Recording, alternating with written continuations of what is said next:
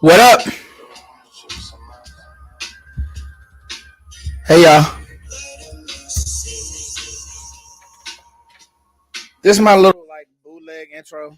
It's basically just me playing the project. We got a lot to talk about tonight, y'all. Somebody got paid. Training camp is amongst us. I think they'll be on the field on Wednesday. You guys let me know. They've been kind of like they've let us know, but they haven't like really like let us know. Hype auditor. Hey. What's up, bro? He took it back with the hey. A few housekeeping notes though. If you guys don't know, um, I just dropped a new little like visualizer on the Foots and Co's IG. I need you guys to go follow the Foots and Co's IG. I'm actually playing the album that we just made. Foots and Co's IG. Go follow. Listen, let's do this. Go follow, and we just dropped like this little visualizer. It's pretty dope.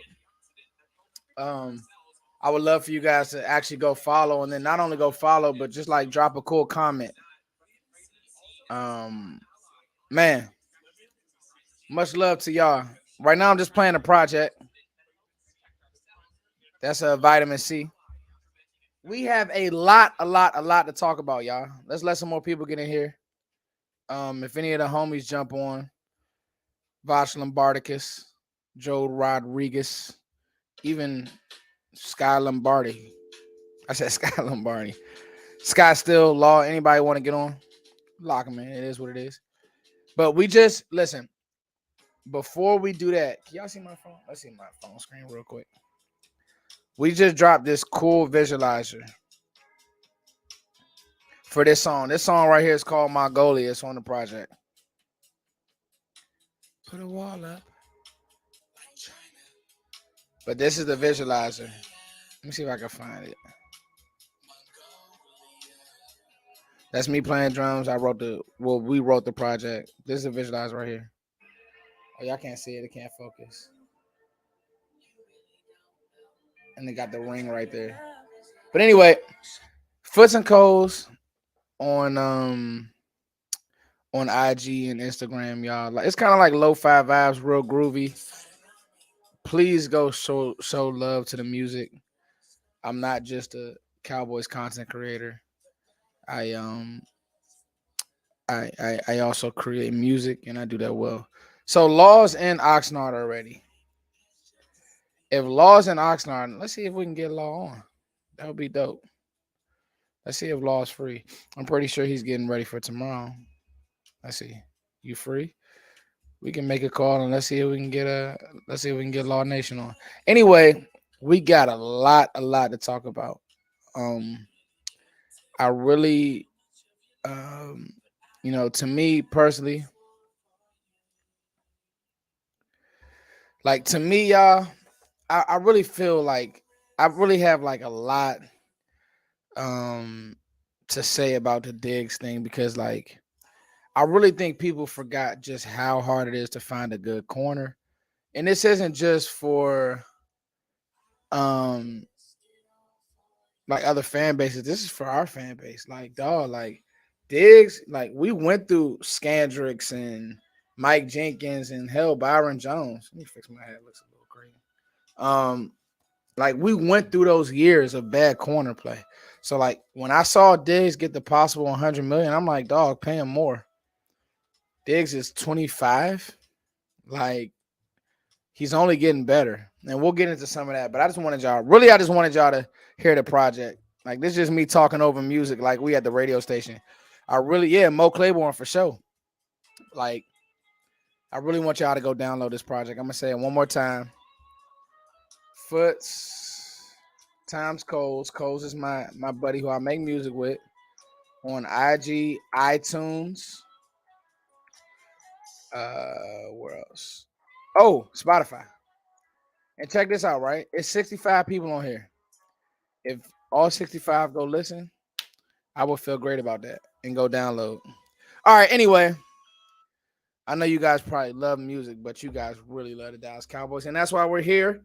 Thank you guys for growing with me. Thank you guys for liking and sharing and subscribing, all that good stuff. Another year, another arrival at Oxnard. We have a lot to unpack. We're gonna go down the gamut. Let me get my notes out. We're gonna go down the gamut. So that's the cool thing about, you know, I think my mods are here. Actually, I need to make April a mod. I need to make April a mod. Um, do I want to do that?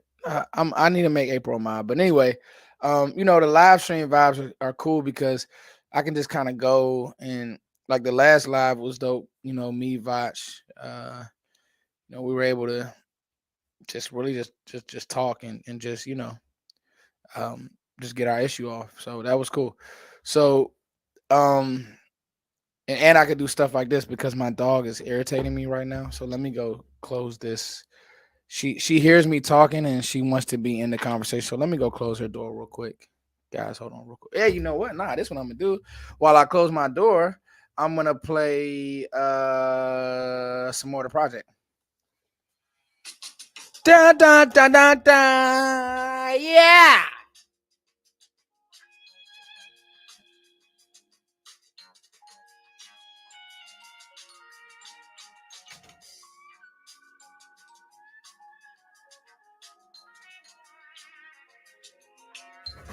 Okay, that's real Herbie Hancocky.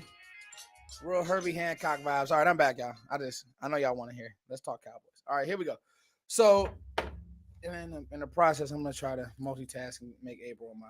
So, and then I'm gonna be getting some more mods up in here because we're gonna really take the live stream up and up and up.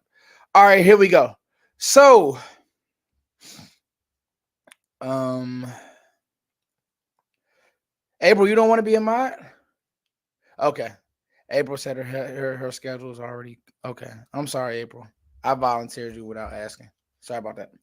All right, so if anybody else wants to be in mod, let me know. You know what I mean? If you want to tap in and come kick some of these trolls out, you know what I mean? I might need you to do so. So here we go. Some early camp nuggets. First and foremost, it was really interesting hearing Mike McCarthy speak, and we'll get to that. We got Zach Martin on the docket. We got Schoonmaker, unfortunately, on the docket, but then we'll bring it back up with some good news with Terrance Steele. So that's kind of what's in play.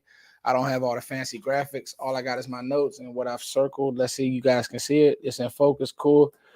Trevon Diggs, Zach Martin, Schoonmaker. Like that's what it is. That's what's circled, and that's what we're going to talk about tonight. So let's start with Diggs, and then we'll go to Mike McCarthy's opening press conference. And obviously, it's not Mike McCarthy's; it's Jerry Jones, and he does a lot of the talking. And then Mike and Steven jump in, and they save Jerry from saying anything idiotic. Cool. So when you think about Trevon Diggs, he was drafted in 2020. He was drafted in the CeeDee Lamb draft. It was interesting because he could have been low key. Diggs could have been our first round pick that year. Like there was a lot of talks about Diggs being our first round pick. He gets drafted to the Cowboys in the second round, and obviously we have had the second round curse. The second round curse is really, Cowboys players who hadn't panned out. We took a flyer on Jalen Smith. He hadn't panned out. Wasn't Randy Gregory was a second round pick. There were a couple other second round picks. Cheeto was a second round pick. Cheeto actually, interesting enough about Cheeto Awuzie, he's actually like carved together a really nice career. They love him in Cincinnati, to be honest with you guys. Cheeto is loved in Cincy. I just think he never like caught on with the Cowboys. And then you think about the cornerback position with the Cowboys, and you think about guys like Mo Claiborne. Somebody brought up Mo Claiborne. I was like, damn, I forgot about Mo Claiborne. Yeah, I did forget about Mo Claiborne because Mo Claiborne never panned out. Like, I'll never forget being at camp. I went, this was when Dez was done. This was when Dez was like in his prime. And with Mo Claiborne, he just I don't know. Like I don't know if like his work at LSU was just like he had the makeup, he had the body frame, he had everything, but I just don't know. Like his work at LSU was just like a dud, and he just phased out the league. So Mo Claiborne never caught on. Then you had guys like Mike Jenkins who would be spotty in times, but weren't great. And then we had guys like Orlando Scandrick, who Orlando Scandrick is interesting because you look at Orlando Scandrick and you say, he was a great corner. Or was he a corner that just extremely overachieved? But I just remember in games, like in big games, Giants versus the Packers, Orlando Scandrick would just get cooked. Like, I mean, there was no way around it. Like, I mean, he would overachieve and he was really good in the slot and all that type of jazz. And I get it. And I like Orlando. And he was a different type of a guy, right? Cool.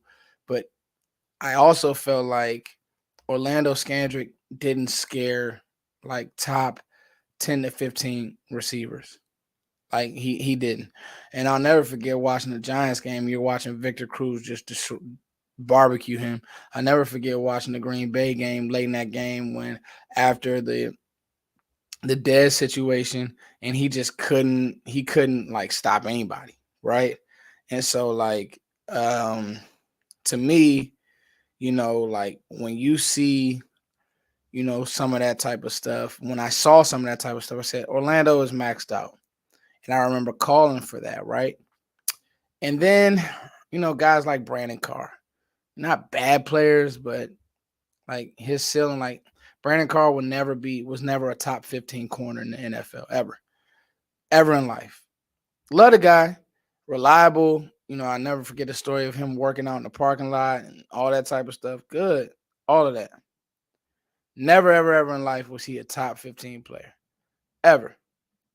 And so then, you know, you fast forward to guys like Anthony Brown, Jordan Lewis, who Jordan was interesting because it was like Jordan had first round ability and talent, but it's clear like he was a slot guy because he was a smaller frame guy, but like always played bigger. Like I can honestly say, and even still to this day, Jordan Lewis legit plays bigger than what he is, right? He is, and he does.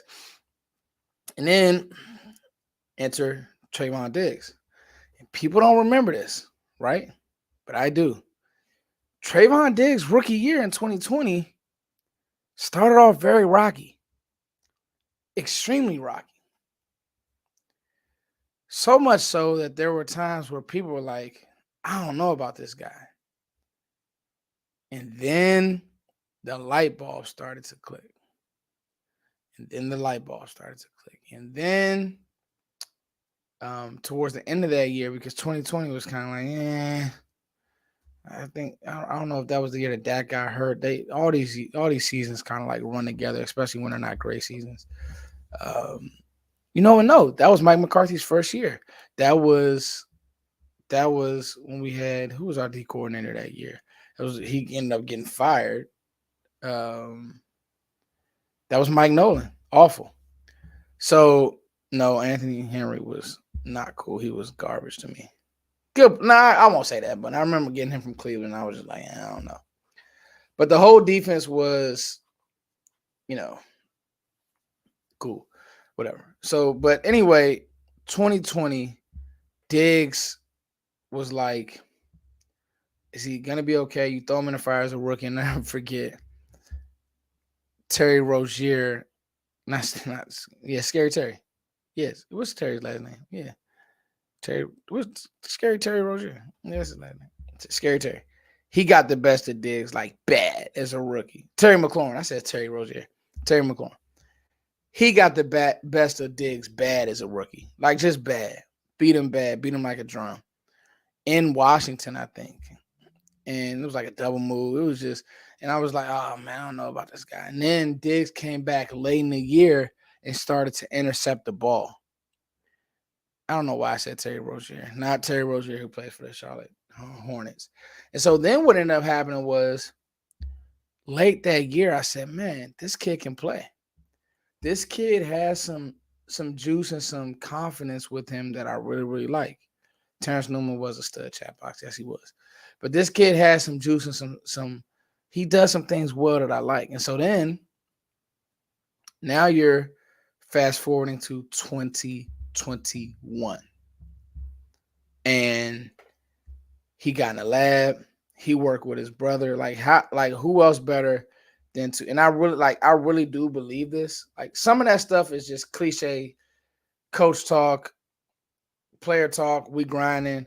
They go out, they get these cameras and they're recording themselves doing 10 minutes of drill work, and they're like, yeah, we're ready for the off season. It's like, no, are you really putting in the proper work? I do believe, and I know people who know the Diggs is because they're in the DMV. I actually had one of my kids on my team. He legit used to train with Steph. So they're from that Montgomery County area. And so, went to Seneca and then went to Good Counsel. So um, Steph and Trevon really compete and train hard.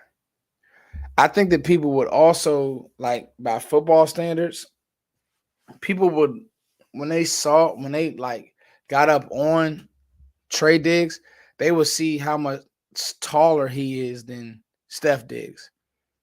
But he doesn't lose much when it comes to quickness.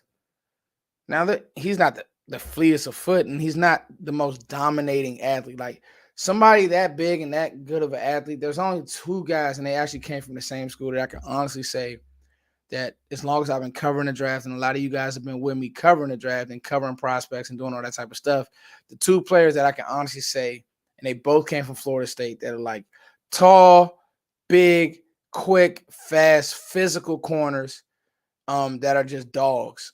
And you guys could probably guess by now who I'm talking about. But I'll just say it. The two that I can say is Jalen Ramsey, right? Jalen Ramsey coming out of Florida State was a complete animal. Complete animal. And Derwin James. Like Derwin James has the hips and the twitch to play corner, to play linebacker. He's physical enough to play linebacker and to play safety, strong and free, can play on the roof, can come off the hash, and like doesn't lose anything in the size category. Well, Diggs is close, but he's not those guys. And I'll admit that. Like Diggs can run, he's fast, he's physical, he's all that, but he's not Jalen Ramsey fast or physical. But he's close. And so now we fast forward to 2022, where obviously, so 2021, all pro, first year all pro. First team all pro. And obviously you have, PFF who comes in with these trolls on. He gave up 900 yards when he was in man. But like, dude, yeah, of course. We were up big in games. He's playing soft coverage. But when he needed to make plays, Diggs made plays. That's what Trevon Diggs did. To me, he's a better version of Marcus Peters. And Marcus Peters played a lot of high-level football for a lot of years. And so then you go to and you move forward to 2022, his Pro Bowl season. Guys, I think that he had a better year than people really give him credit for. He really kind of took away a side of a field, if we're being completely honest with you. What's up, JP? What's up, everybody? I really believe that he took away a side of the field, right? I truthfully believe that he played that way last year.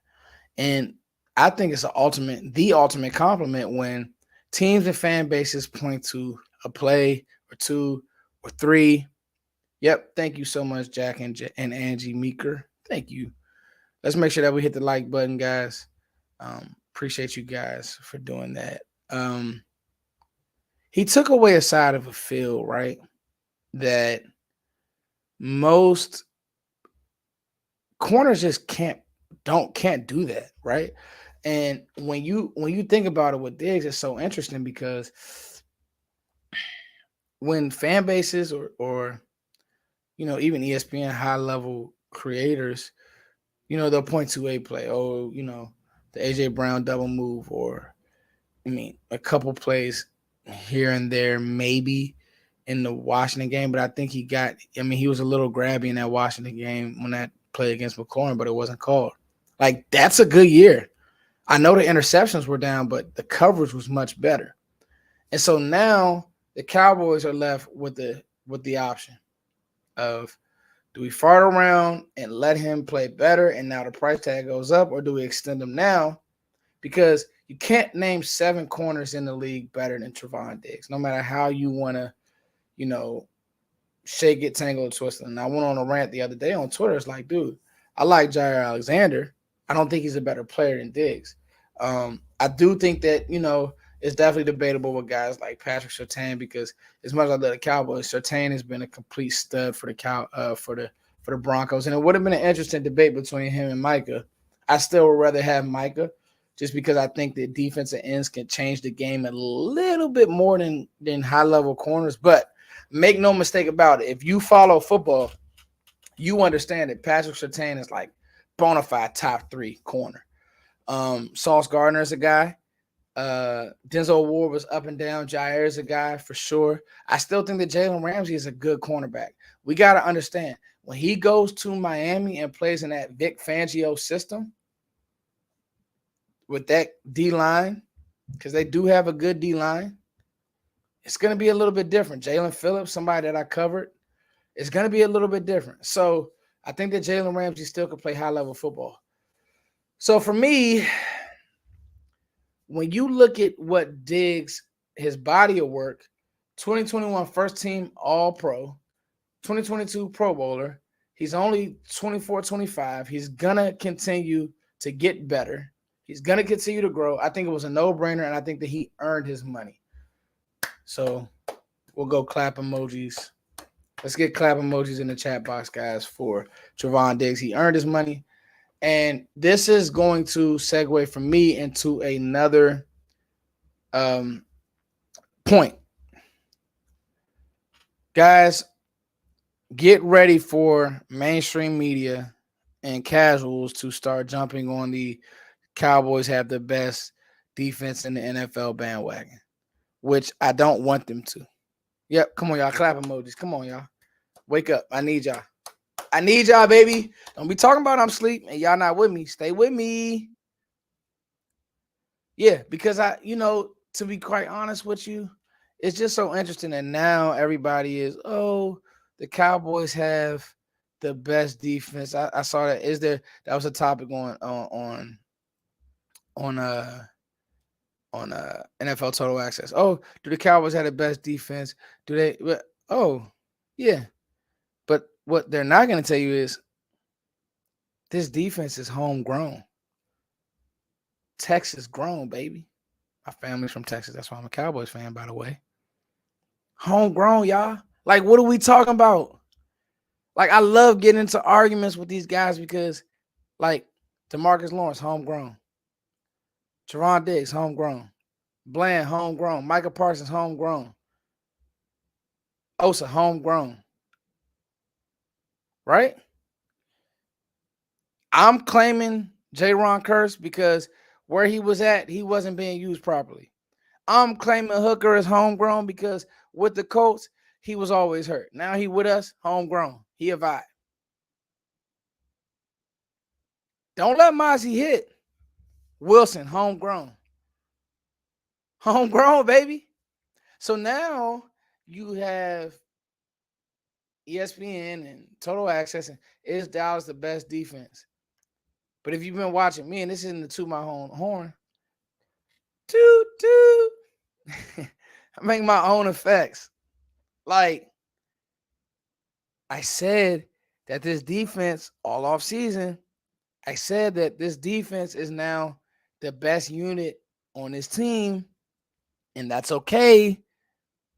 Mike McCarthy understands that. We're going to get to his press conference in a second. Mike McCarthy understands that, y'all. Because guess what? When you hold a great offense like San Francisco,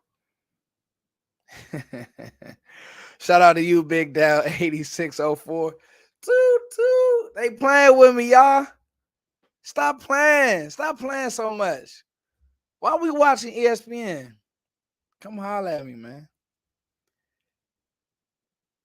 When you take away a defense on offense, this is why I was so emotional. All right, man. I love the Cowboys. I mean, I cover the whole league, but you, dog, San Fran couldn't move the ball. Them jokers was getting hit. C-Mac didn't want to run the ball against Dallas, y'all. Just so we clear. Go watch the game. He was getting touched. They wanted to lay down. Offense has to catch up. Offense has to understand and read the room and understand when, we need to make these type of plays. Or when we're in the red zone, let's not force the ball. Let's not throw interceptions. Let's kick a field goal. So anyway,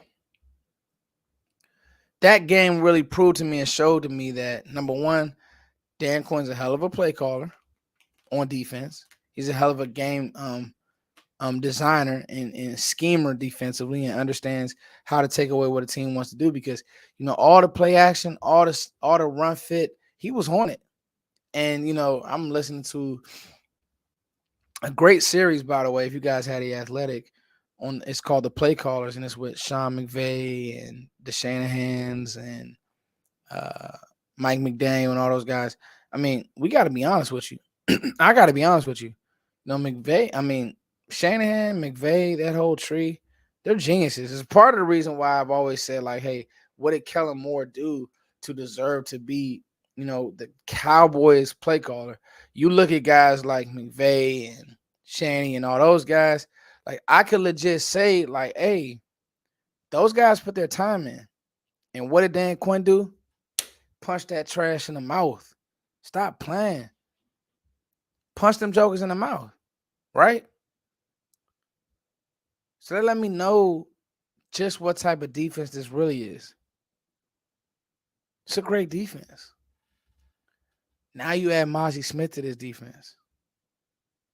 All right. So now you add Stephon Gilmore to this defense. Let's just talk about those two real quick. Stephon, Mozzie. Well, you just paid your corner, who you think is going to continue to get better. But then now you have Stephon Gilmore on the other side, who, is a top 10 corner still in this league, in the NFL. That's why we talk about this defense being a top 10 defense, a top 5 defense.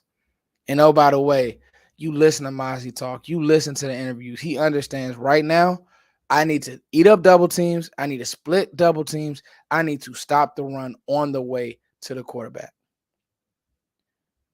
And then after I get tired, Jonathan Hankins comes in. And he does the exact same thing. And oh, by the way, year 2 of Damone Clark over Sean,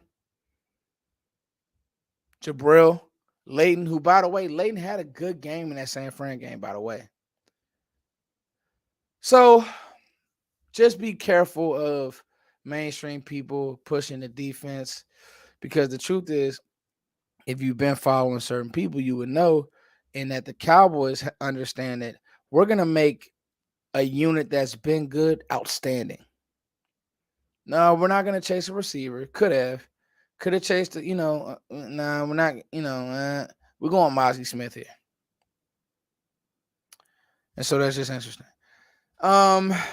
Moving on to the Mike McCarthy, Jerry Jones, Cowboys brash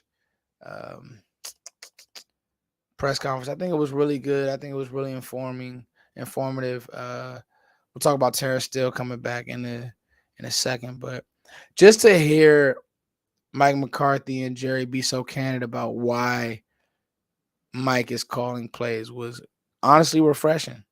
It wasn't so much of that Kellen wasn't a good play caller. It's just basically, in other words, what I took from it was we're allowing Mike to call plays because of what he knows, and he knows how to control games better. Now, they've also done a great job of hiring more data folks and more game management folks that I think will help Mike in certain situations. That was kind of the knock on a Mike McCarthy offense. That to me was like Mike's offenses were always really good to me, They were always top 10 in the league, and then now you bring in Schottenheimer, who knows his stuff as well. Although he won't be calling the plays, I'm sure he'll be in Mike's ear because that's what good offensive coaches do. They always have those candid talks, those "Hey, if we're getting this is what we like" type deal. And to me, it's always funny to hear Mike McCarthy be kind of pooped on when really he never quite gets the credit he deserves for developing Aaron Rodgers. I mean, when Aaron Rodgers came in the league, you should throw the football like this. I don't think that people give him the credit for being the coach to draft a quarterback that replaced Brett Favre. So he had that foresight, right? I'm just saying. And so I think that he'll have the foresight to understand what the Cowboys want to do. I think it'll be interesting to see what this run game looks like. That's where I'm judging Mike McCarthy the most. Um I don't think the passing game will suffer at all. Like, matter of fact, I think the passing game is going to be even better because I think Brandon Cooks is just that good. But what I do want to see is, and what I do have questions about is the run game and the run design. And how do you allow players like Deuce Vaughn? I don't know how much I feel on and how good I feel about Rojo, but players like Deuce Vaughn, Malik Davis, how do they develop within this run game? And what are we drawing up for them to get them in space or play to their skill sets? Because yes, we just franchised Tony Pollard. I want to keep him at the amount of touches that he was at for the last 2 to 3 years. That's just me. I really believe in that because I don't think that Pollard is a player that you can use him till the wheels fall off. Like Zeke was that type of back, and Dallas legit did that. It's a shame that Dallas wasn't able to win a ring, with Zeke, but he really was that type of player, right?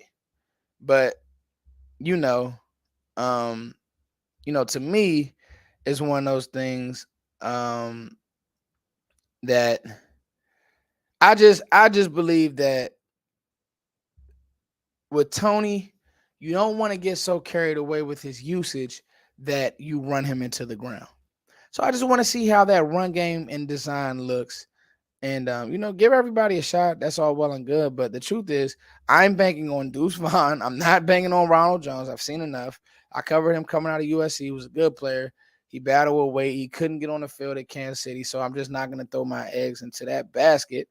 But Tony Pollard, Deuce Vaughn, Malik Davis, like let those guys. Obviously, Tony Pollard's not going to battle, but let Malik Davis and Deuce battle, and then sprinkle in some Hunter Lukey and use that fullback and see what's what, and try different personnels and all that good stuff. Cool.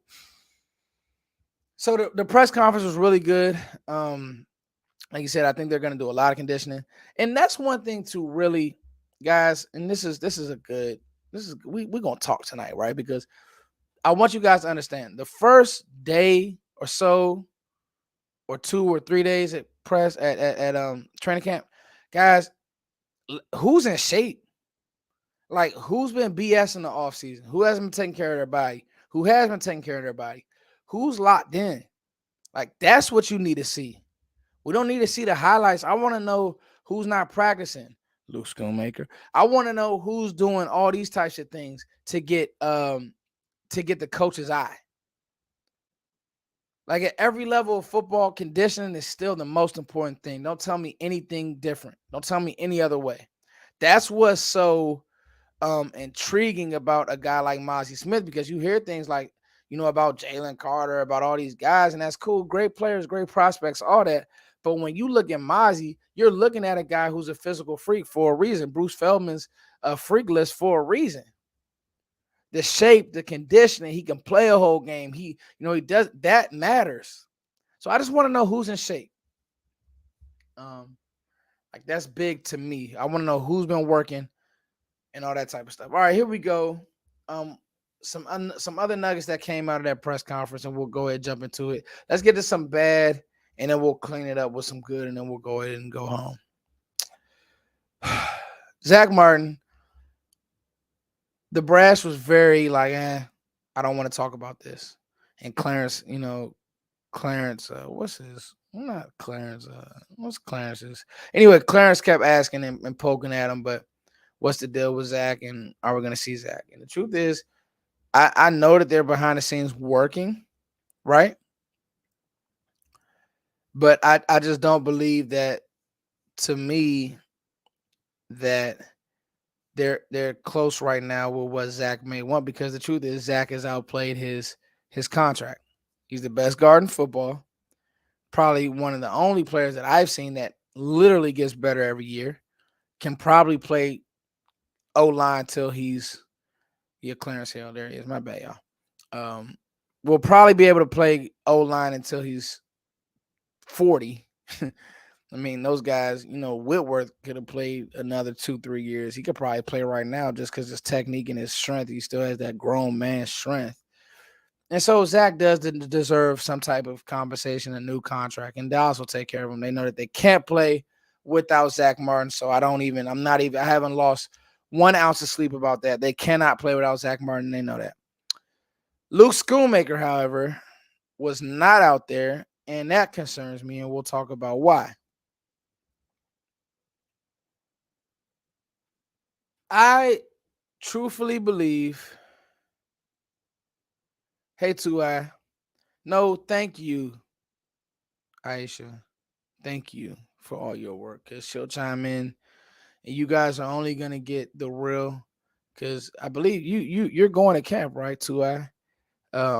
She'll be at camp, right?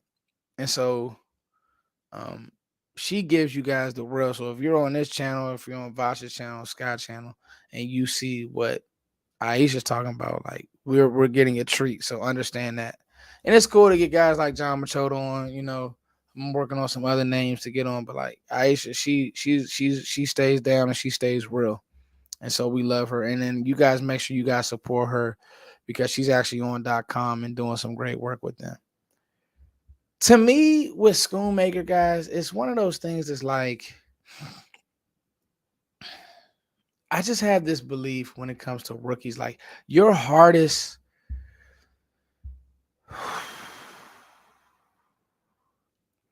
Okay, cool. All right, so Aisha won't be there, but trust me, she'll be giving us the tea. Don't tell nobody. To me, your hardest camp as a pro is your rookie camp. Like, you got to learn how to practice. You got to learn the physical side of things. You got to learn the conditioning. You got to learn how to be a pro. But you can't be a pro on the courts. Like, you're drafted to play. And I mean that, y'all. Like, I stand on that. Like, you're drafted to play. And Schoon had injury issues at Michigan. And it sucks because he's such a physical player. He's such a great blocker in space. You see him kicking DNs.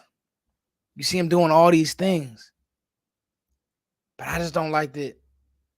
Couldn't finish training. Couldn't finish the offseason, the OTA work. Now I'm hearing this plantar fasciitis, and I'm just like, okay, how long does that take to heal? Right? And I'm gonna give him the benefit of the doubt, but I don't know. Like, it does bother me. And sometimes when I get these feelings, like, I don't want to say I'm always right, because I've been wrong about a lot of players, but I had a feeling about Tristan Hill. Didn't like it. Tristan Hill's no longer on this roster. I had a feeling about, Kelvin Joseph. I didn't like it. Kelvin Joseph has been moved down the roster, and now you're trying to find a position to play Kelvin Joseph at. Outside of being a special teams ace, he just hasn't panned out as your second round pick. It is what it is. We have to be real about that and move forward. Thank God for Deron Bland, but you got to remember, you also had to go out and get Stephon Diggs because of games like the Jacksonville game, because Kelvin Joseph just couldn't get it done. So I just hope that I'm wrong about Schoonmaker, and I hope that he can, like, hey, somebody has to get in there, like, dog, you need to be out there, because Fergie's hungry. All right, Fergie's hungry, y'all. And, like, so they brought you in to compete, but, like, you know what I mean? If you're not going to compete Hendershot and Fergie are going to take those jobs. And like, it's so interesting with Hendershot because I think he has that ability. It's just as I rewatched some of the games last year, it was just mental things, not being where he was supposed to be, little goofy drops, fumbles, stuff like that. So, yeah. So, yeah, and I think too, I said it best. And, I don't want to, I'm not overreacting. I was like, dang, dog, like, I just want you to be there. Like, your rookie camp, because after that, like, roster starts churning. You don't want to get labeled as one of those guys. So, anyway, that's right. You know what? April said it best. April, it's the eve of camp. We are lifting Scoon. We're standing in the need of prayer for Scoon. Scoon, heal up, my boy. It's me, oh Lord, standing in the need of prayer. Scoon, get healthy. Here we go. Some good news. And it's somebody that we may need to think about extending. Like for real. Terrance Steele. Clap emojis, y'all. Come on. I'm doing my own effects tonight. Clap emojis, clap emojis. Baby. Hey, Big Dow. Hey, Big Dow. I like what my man said. Go ahead and pray for hey, you funny, dog. I like you. My man said go ahead and pray for Tyron too. I'm telling you, Tyron, please.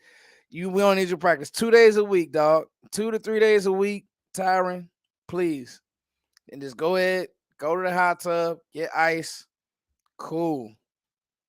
Clap emojis for Terrance Steele. You just can't be happier for a guy who, was still is just so interesting because he was awful at the Senior Bowl. Like Terrance Steele was so bad at the Senior Bowl that who was the DN? Bradley and I was beating him like terribly. He just kept working. And when I looked at his body online when he's working with Duke and when he's working with these guys, he looks in shape.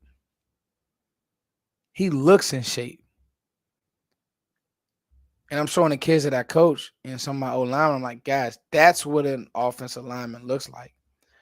I'm here to tell you, offensive linemen don't look like big fat guys anymore. And no offense to anybody on the chat who's a little overweight. I just want to say that. If you got a beer belly, it's all good. Women love beer bellies. I don't have one, but if you have one, women love you. That being said, old linemen don't look like that anymore. They don't. You know what old linemen look like? Power forwards. Old linemen have long arms and good feet, especially tackles. You know what Terrance Steele developed when he came into the league? Good feet, good power, cleaned up his technique. I'm a firm believer that in that radius, you can get better. You have to want to get better. Chaz Green didn't want to get better, so he didn't get better. Terrance Steele wanted to get better. He trusted the process. He got better. He got coached up. And guess what he did? He got better. So much so that Terrance Steele was probably your best tackle on the team last year. And now he's back in shape. And the report is that he's fully cleared. Like, that didn't even sound right coming out just now. That Terrance Steele, who had that gruesome injury last year, is fully cleared. But Terrance Steele, who had a gruesome injury last year, is fully cleared. And so clap emojis just for him, man, because it's like that's the NFL dream. That's the draft dream. That's the development. That's the undrafted free agency or whatever he was. And either he was a late round pick or he was undrafted free agent. That's the dream. Draft, develop. But I've always said this, and you guys know this is a moniker of mine. Development does not stop when you get to the NFL. These guys aren't ready made. You have to draft these guys with a plan. You have to draft these guys with a plan. Shout out to you, King. It's my guy right here. So anyway, We covered a lot tonight, y'all. I just think that on the eve of camp, I'm extremely excited now. Early on, when you just see guys running around, catching routes, just running routes and doing all that type of stuff, that's great. But the competition periods is what I want to see. Um, Obviously, ones are what I want to see. Um, but we got to remember and to put it into context with actual football things. And what are these coaches asking of these players? What are they? What are we trying to establish in the drill? It's just like I saw a drill with Keely Ringo, and he's flipping his hips, and Eagles fans are going crazy. I'm like, dog, his hips look stiff. He's not a safety. I mean, he's not a corner. He's a safety. He struggled at corner a lot at Georgia, when he had to play top level receivers. Well, guess what? Every receiver that you see in the NFL, every team that you see got a guy that could go for 150 on your head. So if you don't have good hips, they're gonna find you. And that's why they got all these analytic guys and film guys and this, that, and the third. They're gonna find you. And so I just say that to say, like, you know, when we watch camp this year, guys, let's really pay attention. Let's really listen and read out for and read and find out who's doing the things consistently on a day-to-day basis within the scheme and within football context. Not just a drill of a player catching a one-handed pass on air. That's great. But that's the same stuff that got Dak with Dennis Houston. And I know Dak wanted Dennis Houston, but the truth of the matter is Dennis Houston isn't an NFL receiver. I mean, I like the guy, but I mean, Dennis Houston isn't going to separate from Patrick Surtain. He's not going to separate from a corner at the Redskins. I mean, excuse me, at the Commanders. So, like him, but just seeing him catch a pass doesn't mean that I'm ready to put Dennis Houston in the Hall of Fame. Sorry. Same with so all those positions is just that's just one example. I like Dennis Houston. I'm not knocking the guy, but I'm just saying you got to be careful about some of that stuff. Thank you guys, everybody who tapped in. Um, I just believe that this is going to be a really special year. Praying for an injury-free camp. This is going to be a fun one, guys. You guys make sure that you guys like, share, subscribe. Oh, let me do this real quick. My man's been asking about Isaiah Land, and actually, Aisha really had some good insight on him. Saying that he looks explosive. With Land, I gotta see how he transitions to NFL competition. You know what I mean? Um, that's always like my biggest thing because, like with Jalen Tolbert, I'm not gonna say Jalen Tolbert fooled me because he went to the Senior Bowl and looked really good. But them lights get bright, dog. Them lights, like AT&T Stadium, that's bright lights, homie. It get bright when like everybody can't play for this. Everybody can't play for this ish. You see what I'm saying? Like this, because you got to think, like Dak got the strongest mind in America because every week, every throw, every drop back he makes is going to be ate up, chewed up. Justin Herbert can ride off in the sunset in LA. Nobody talking about the Chargers. They lead in every sports segment with the Cowboys. So I'm just saying it's just different. Like you got to be ready for this. You know what I mean? So to me, I like Land, but them lights bright. There you go, King. There you go, Marquise. Them lights bright, dog. I like Land, but it's just different.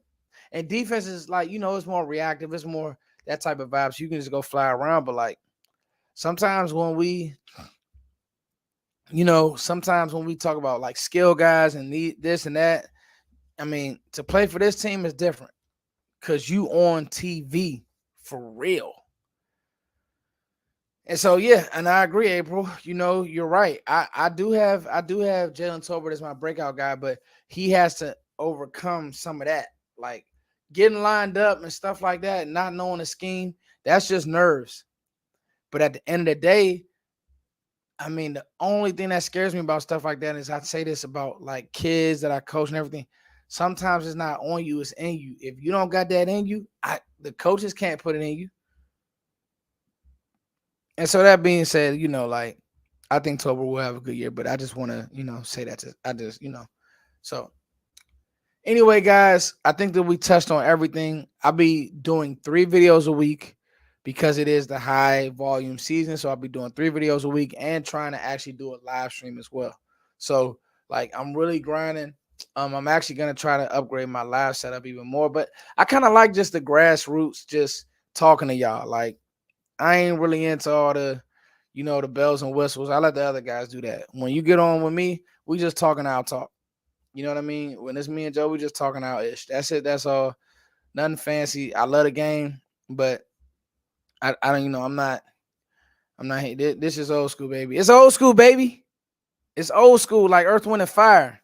You feel what I'm saying? So, anyway, y'all have a great night. Cowboys early notes, Diggs, Terrance Steele, Zach Martin. Zach will be in camp, y'all. We're not gonna worry about it. But Schoonmaker, he need to get his butt up off the couch because he getting on my nerves. It's your boy Foots. Oh yeah, since we got 162 people in here, please, please, please, please, please, please, please, please, please, please. Oh, listen to the album. Follow. I love y'all, man. I really, really do love y'all, man. What a great session tonight, y'all. Cowboys camp. We just praying for safety because we know what we're gonna do. Peace.